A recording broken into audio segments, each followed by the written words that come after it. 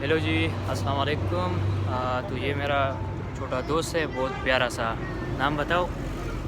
नुम हुआ है अज़मतुल्लाह। अज़मतुल्लाह। तो ये मेरा बहुत प्यारा और छोटा क्यूट सा दोस्त है। तो मैंने इनके साथ वादा किया था कि मैं आपके लिए कबूतर लेके आऊँगा, क्योंकि इसको कबूतर पालने का बहुत शौक़ है। तो अभी मैं इसको लेके आया हूँ और यहाँ पर अब हम कबूतर लेंगे इसके लिए।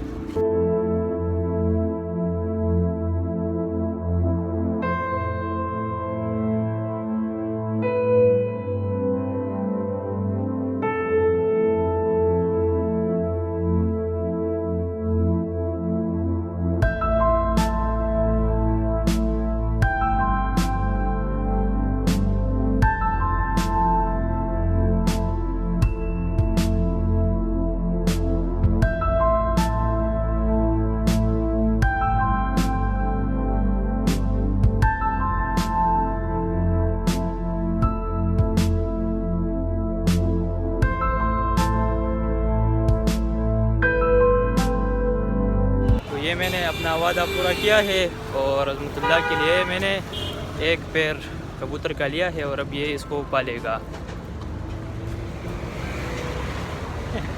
मशाला शुए हाँ आज खोखी दी कह रहा है कि मैं अभी बहुत खुश हूँ।